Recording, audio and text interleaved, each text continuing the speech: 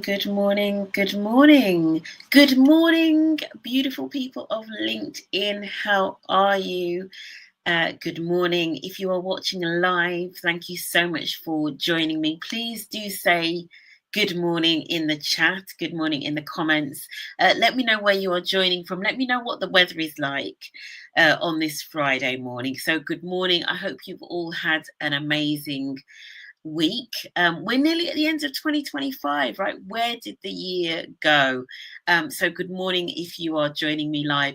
Good morning if you're watching this on the replay, right? Maybe you're taking a little bit of time out of the holidays to check out this video because you are in planning for for next year, for 2025. If you're running an ERG, if you're running an employee network, or if you are a D&I lead that maybe has responsibility for your employee networks, or actually you're just thinking about DEI planning generally and you want to know what I'm suggesting employee networks do, please do check this out. So yes, please do say good morning in the chat. Confession, this isn't live, right? I've already broken up for Christmas, but I will possibly be in the chat, sort of joining in with the conversation. So if you have got any questions, I can't promise, but I'll do my best to be in the chat just in case you've got any questions. I will pick them up in there, but I'm recording this so that if I want the option of just having a lie-in on Friday, I can have a lie-in, right? Because I'm breaking up for Christmas on the Wednesday, right? So after the Wednesday, I'm doing a workshop for an amazing group of employee network leaders and exec sponsor and HR and DEI individuals in London on Wednesday the 18th, and then I'm breaking up. So I may well be in the comments, but I may not be. But I will say good morning in the comments if you say good morning. I'll be there, I promise. I'll try my best. Okay, so we're going to be talking about 2025 planning. If you are running an employee network, what should you be thinking about in terms of 2025 planning? And I'm going to try to make this as practical as possible so that you can literally pick this up and apply it from next year as much as I can within the next half an hour. So I'm going to be running through how do you work out what your priorities are? So how do you prioritize? How do you come up with a plan that means that you get balance? And I'm going to be talking about this more next year. In fact, I'm thinking of really focusing a guide for employee network leaders around balance and getting balance, because I'm really concerned about the level of burnout that I'm seeing with employee network leaders, the level of burnout, and also just, the lack of support and, how do I juggle running this network with my day job and all of that. So I'm going to be talking about balance today, but also a lot more next year as well. Then I'm going to be talking about how you can delegate. So I can't go into everything around delegation, but I'm going to be talking about a couple of key things to make sure that you can actually delegate tasks within your network and don't have to be doing everything yourself as the lone wolf employee network leader. Okay, we can't do everything ourselves, and that is what leads to the burnout and not having balance. So I'm going to talk about delegation. I'm then going to talk a little bit about time management and some of the things that have helped me and some of the things that I've seen other employee network leads use as well. And then I'm going to talk about the importance of having a support network going into 2025 planning. See there at the bottom, fail to plan to fail. Okay, so we're not doing that today. We are planning for 2025. So how do you set your priorities for 2025? There is a 4-box matrix that I use sometimes when I'm talking about how to set priorities, and if I remember, I will share that in the comments. But I want to start off just with a few tips around how you make sure that you've got the right priorities, because we can't do everything, right? So when you're coming up with a plan for next year, we can't do everything. So first of all, purpose-led, right? And I would link into that it needs to be goal-led as well. So thinking about what is the purpose of this network? What are the problems we are trying to solve? Then coming up with, okay, what are some of the things that we could do to tackle those issues? And actually, one of the ways that I love to do this, and I've been talking to quite a few networks about this, if I've been delivering workshops to you in the last few weeks, you'll have seen me talk through this. So there's an exercise that I love to get people to do, and it's you do a silent brainstorm. So once you're clear on the problems that the network and or the community is trying to tackle, you then do a silent brainstorm saying, what are the things that we could do that would address those issues? And you give everybody, some post-it notes, and everybody has maybe 2 to 3 minutes to write down on the post-it note the things that you could do as a network that you think will tackle those issues and those problems, right? So everybody has 2 or 3 minutes. You then plot them. On a grid, a 2x2 4-box matrix, right, of which ones are the easiest versus the hardest to do. And easy and hard also factors in cost, right? So which ones are the easiest, 0 cost to do? Which ones are the hardest and or expensive? So that's one axis. The other axis is, what is the impact? How much impact are these things going to have? Because sometimes when we're running networks, we end up doing lots of things that have a very kind of small impact. We end up being, I don't really like this saying, but we end up being busy fools, right? We don't want to be doing any of that 2025, right? So you've got to plot all of these things that you could do on this grid, which is basically capturing impact versus how easy is it to do the thing. The stuff that's really easy and has a high impact, those are clearly the things that make it to the top of the priorities and potentially the things that you focus on first in 2025. The things that have a high impact, but they may be harder to do, you either push them towards the back of 2025 or maybe they go into 2026, right? We can't do everything in one year. The things that have no impact and, but they're easy to do, we don't really want to do that, so you got to maybe talk a few people out of doing that thing that they thought was a brilliant idea but really doesn't have that much impact. And the things that are hard to do and really don't make that much impact, just bin them off, right? Just absolutely don't even go anywhere near them. So there's something about how you can prioritize. And I would say in terms of for next year, so as my tip, one of my key tips for next year, in terms of what you as a leadership team or you as a leader should be focusing on, I'm going to say have a maximum of 4, and that's 1 per quarter. So 1 thing per quarter that you're going to sort of start or allow that to be the focus, right? 1 thing per quarter. Now, that's not to say that your network can't do more than 4 things. However, in terms of where I want your leadership focus to be on, I want it to be a maximum of 4, right? If there are other people in the network, and if you've got quite a large organization and a large network where you've got different chapters set up, etc., and that means that there are more things going on, absolutely fine. But for you as a leader, I want you to be focusing on or involved in no more than 4 things.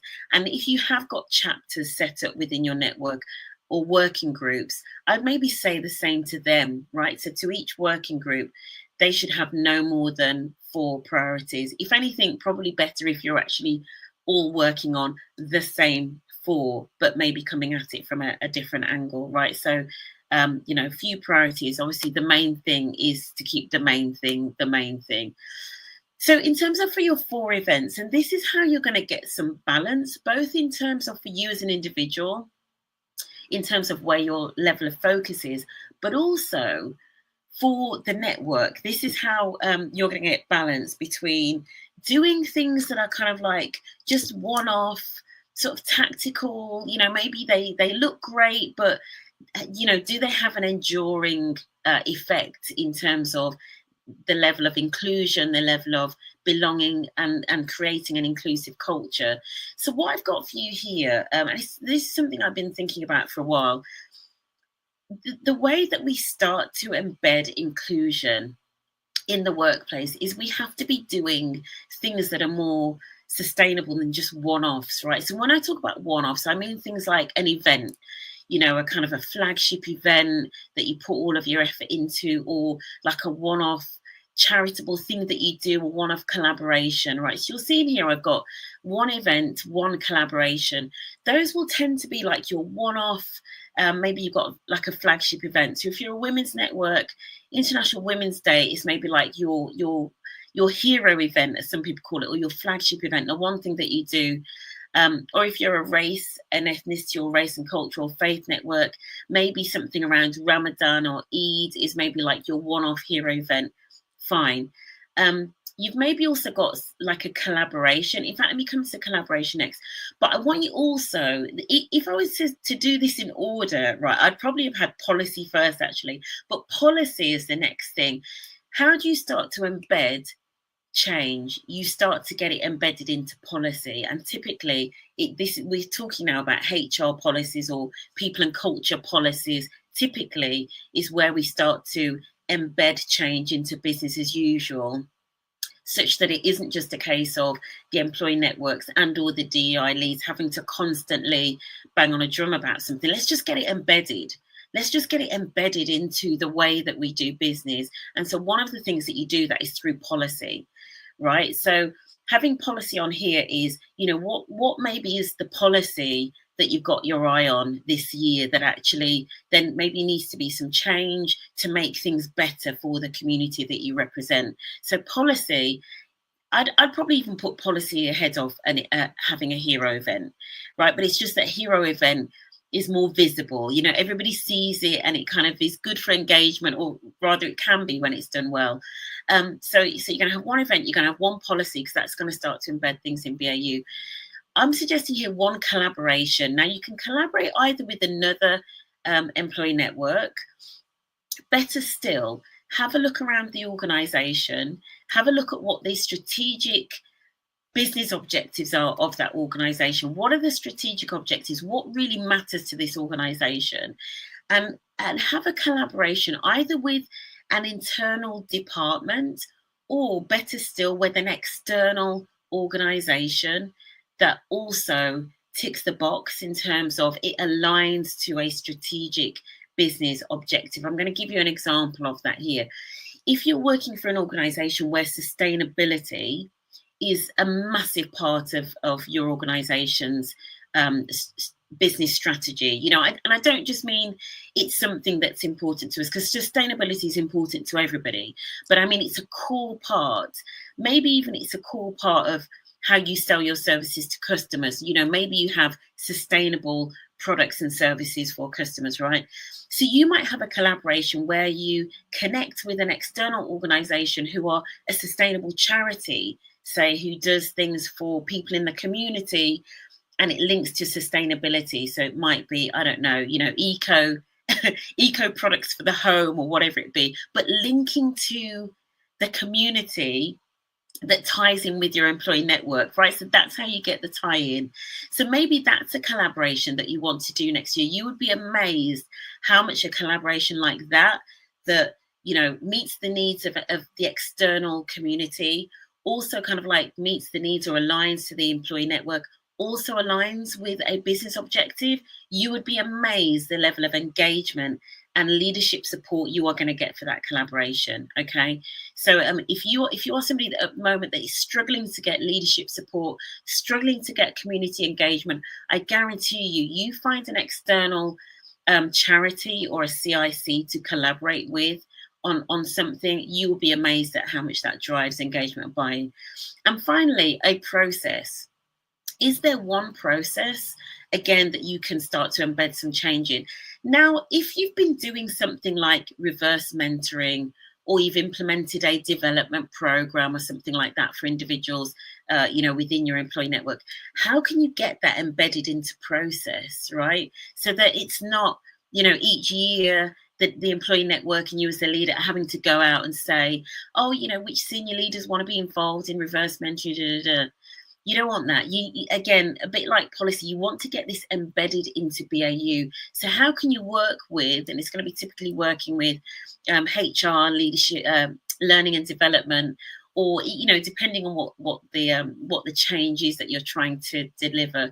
But how can you work with individuals in the business who actually own this area of responsibility from a day job perspective, and how can you work with them to get it embedded into process? So for example, if it is reverse mentoring, how do you get that maybe tied into the performance appraisal, performance development, calibration process, all of that, so that it starts to not just be an employee network thing where we're like banging the drum, and actually it just becomes embedded in process, right? So again, that's one thing that you can have on your plan for 2025?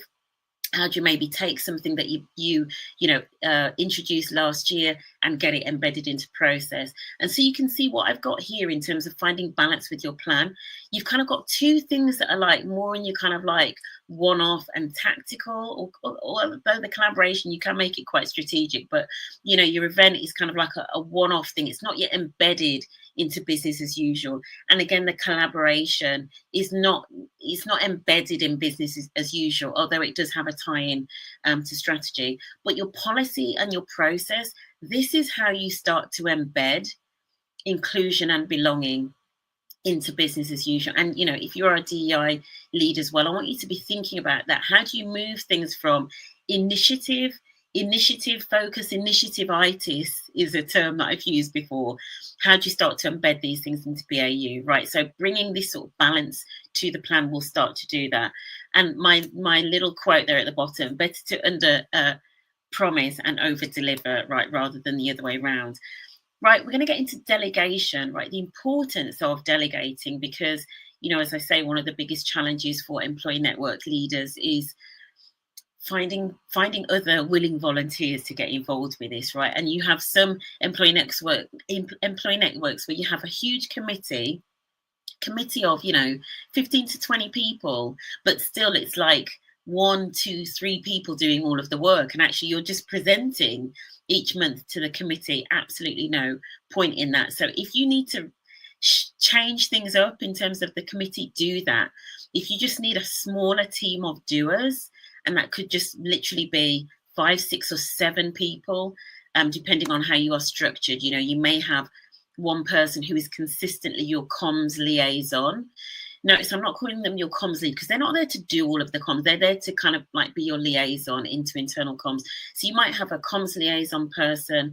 You might have an events person that kind of, helps to shape what you're doing. You might have somebody that's maybe looking after membership and member engagement, especially if you're using tools like Microsoft Viva Engage, etc. So you've maybe got those core roles, and then you've got yourself and another chair. So ideally, always a minimum of two co-chairs. But then maybe you want 2 or 3 other individuals. They're going to help to take the lead on some of those initiatives, right? So find the doers, find people that are going to do the work. If it's people that are just kind of coming to like have a bit of a whinge and just listen to other people present what they're doing, you don't need that. Nobody's got time for that. So find the doers, surround yourselves with the doers, right?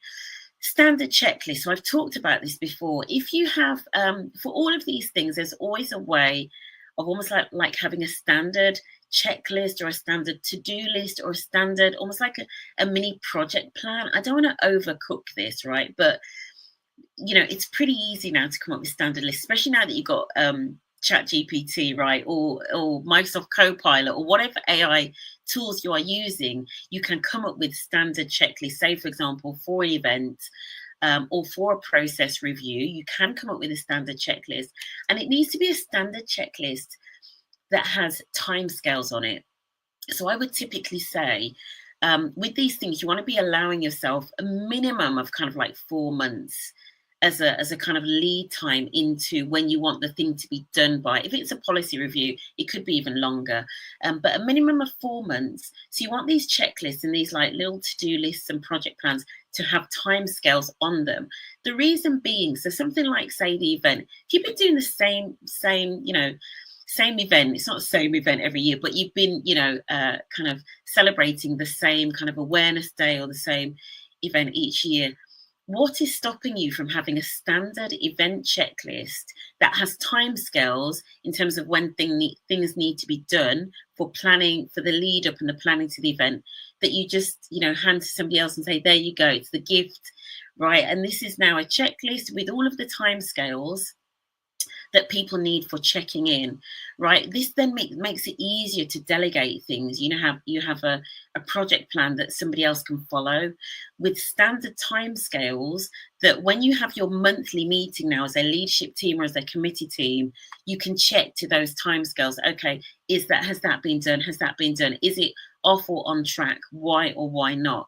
So having those standard checklists with timescales is really key to being able to delegate and to be able to manage manage and monitor the progress, okay, of these things. And obviously you do need to have regular meetings in place, when things are delegated, so that you can manage and monitor progress, because bearing in mind most of these people are volunteers that are doing this, right?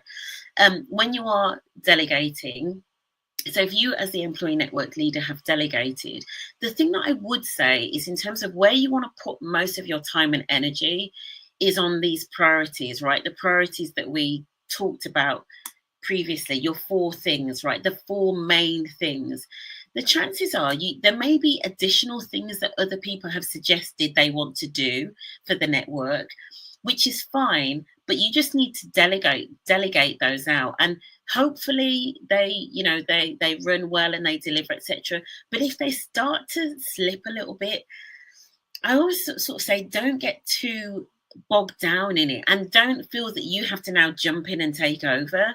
You've got to stay focused on the few things that will make a massive difference, right? If somebody else wants to run a lunch and learn, or somebody else wants to run, a sort of safe space conversation, or some other thing that's, relatively kind of like risk-free in terms of them running it, just let them get on with it, right? It's not to say that you don't monitor it, but if it starts to run off track a little bit, maybe you offer a little bit of a steer in the monthly meeting, but don't feel that you've got to like dive in and now save everything and put out every fire, because that's how you will start to head towards burnout and lose that balance. Okay, so this leads very nicely onto time management. So already, if you've set some clear priorities for you as the leader in terms of what you will focus on and how you're going to delegate, how do you now manage your time, especially when you've got a busy day job? And I always say this, most employee network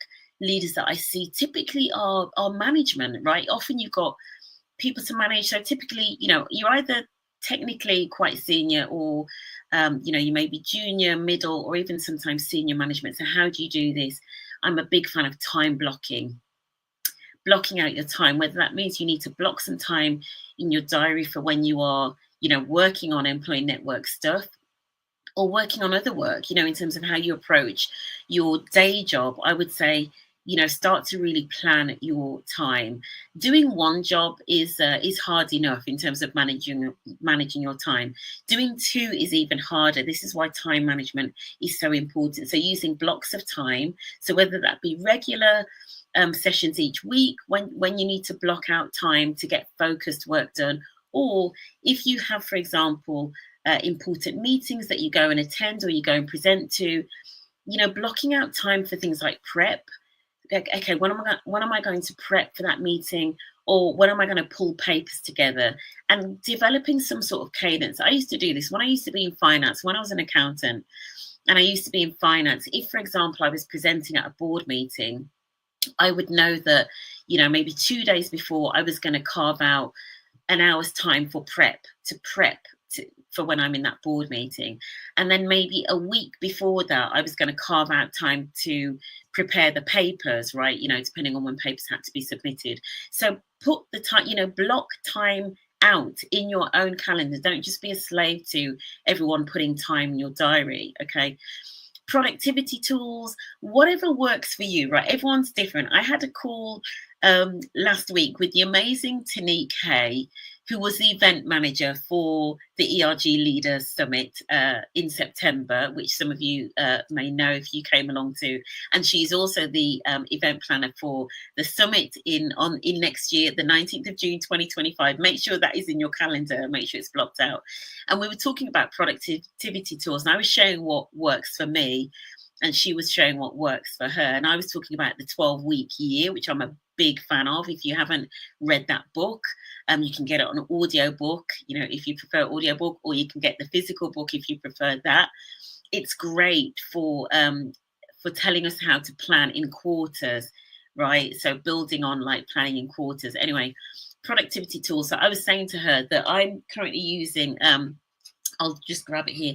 I'm currently using a weekly productivity planner, which I'm loving. This is my weekly productivity planner from an organization called Intelligent Change, right? And it allows me to kind of like plan the week ahead. And also there's a daily version as well. So I like doing it on pen and paper. Whereas Tanique, she was saying she actually prefers electronic. So she uses Asana. Some of you may know that as a tool. And I was also telling her about Notion as well, right? So there are all of these different tools, right? You use whatever you want to use, but coming up with some sort of system that helps you get organized. This is especially relevant for people that maybe have got ADHD and struggle to focus. So figuring out what the productivity tool is for you. In fact, this pad here, which is the productivity planner, the weekly desk pad, apparently it's very good for individuals with ADHD. So that's one of my recommendations.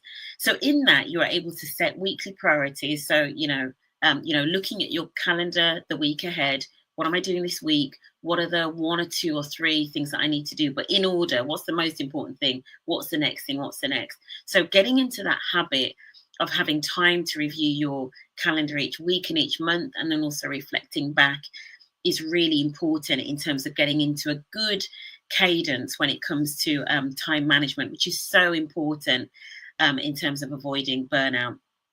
The one thing I haven't got on here, I haven't got self-care, right? Because there are lots of videos already on self-care and mindfulness and all of that, right? But the one thing I want to talk about that I think is very specific for employee network leads is making sure you have a support network. This is what's going to stop you burning out in 2025. And also, they will hopefully keep you on track in terms of your 2025 plan, and they will remind you to not try to do too many things. That's why I think the support network is so key. So having a one-to-one with your employee network sponsor and or your career sponsor, right? Your own sponsor, the sponsor that is there to, make sure that you are progressing in your career, whether your career is in your lane, your sort of like technical expertise, or whether you're looking potentially to move into D&I. But having a one-to-one with your sponsor is important. So taking them through, this is what we're working on. This is how things have gone. These are some of the blockers that I've got, right? As I said in a workshop last week, making your sponsors work for you. In fact, no, it was on a round table, putting your sponsors to work, right? Being really clear about what you need from your sponsors, and also just using them as a little bit of a sounding board, especially your employee network sponsors, right? So if you don't have a monthly one-to-one with your sponsor, just you and just you as the chair and the sponsor, or the 2 co-chairs, you need to have that. And I'm not talking about the sponsor necessarily coming to your committee meeting, your leadership meeting. I don't know whether that is or isn't necessary, but I know that a one-to-one is absolutely necessary with the sponsor. And, at the start of year, share the plan with them and then say to them, each month that you want them to hold you account to sticking to the plan and not overcommitting. Right, so this is part of your support network for staying in balance. DEI and HR champions, I can't stress this enough, how important it is to be on the same page with and really working like hand in glove with DEI. They should almost be, when things go wrong and like, you're maybe just feeling like frustrated and you're feeling like you're in the fight, these should be the individuals that you can go to. I mean, hopefully these aren't the individuals you are fighting with, okay? These should be the individuals you should be able to go to. If you don't have a good working relationship with DEI and HR, I mean, first of all, I feel really sorry for you, because it's not an easy job to do when you don't have that. But one of the things I would suggest, which I'm talking to a lot of people about at the moment, is having a RACI. A RACI stands for like responsibility, who's responsible, who's accountable, who's to be consulted, who's to be informed. And maybe have a look at the RACI in terms of ways of working on different things, whether that be policy or events, or kind of all sorts of things that you can put in there. Work through that, because if you haven't got a good relationship with DI and HR, the chances are maybe you're treading on each other's toes, or maybe things are falling down the cracks, or maybe there's a sense that the employee network is off running, doing its own thing, right? I hear that a lot. So I would say spend some time to invest in this relationship, because this will help to kind of keep that balance. And again, ask your DI and HR leads to help you keep within your plan, right? To help you not overcommit. Peer support is the other one, and you can get this from either your fellow employee network leads. If you're in an organization where your employee network leads don't necessarily get together, just maybe start it. Maybe it's a once a quarter thing. You literally make sure that you're in the office on the same day and you all have lunch together, or you just have a meeting where you just talk about how the plan's going for you. Right, because that peer support is really, really useful. You can also potentially get that sort of peer support from other sources within the organization. It could be somebody else that's running a transformational change program, right, that you go and have a coffee with and you kind of talk about some of the challenges, because they'll understand what you're going through and you'll be able to hear what they're going through, and you can kind of like re-energize each other. Okay, and then finally, you could have a mentor or a coach. Now, the mentor could be somebody internal to the organization or somebody external. I act as a mentor to one or two individuals each year, typically D&I individuals, actually. And that can be really useful, having that sounding board, again, who you can bounce things off, who, again, can help you make sure that you are not overcommitting in terms of your 2025 plans, and also a coach as well. If you're struggling with things like how to say no, how to, not take on so many things, how to balance your time, etc., having a coach that helps you to set those boundaries and to kind of create the systems that you need to keep things in balance and to keep delivering for 2025 is quite important as well. So that's it. Those are my tips for 2025. So much more coming in terms of, planning and also, avoiding burnout next year in 2025. But kicking off for January, I'm going to be doing the future of D&I. You'll know this is something I've been talking about the last couple of weeks. I've got an amazing lineup of guests coming in terms of future of D&I. And we're starting on the 3rd of January with the amazing Lisa Ardley Price. From NatWest. She is one of the leaders of one of the biggest networks in the UK, which is kind of mind-blowing. And we're going to be talking about future DEI in terms of how organizations harness the power of employee networks. And I guess I'm going to be getting her take on where she sees employee networks going forwards, and how we can make sure that employee networks stay relevant. So that's it. That's it for today. If you have joined me live, thank you so much for listening in to this conversation, and to all of the previous LinkedIn lives that we've done over the last year, right? We've gone every week without a break. If you're listening on the replay, thank you so much for taking some time out of your day, whether you're at work or you're taking a little bit of downtime. I hope this was useful in terms of helping you to get some clarity over 2025. And I will see you in January. Hope you've had a really good break over the holidays. I will see you in January where we'll start to talk about the future of DEI, everything employee networks. And I'm going to be coming out with some more information about how employee network leaders can avoid burnout in next year. Okay, so that's it. Have an amazing holiday season. Come back in the new year feeling refreshed. Okay, you got this. Take care.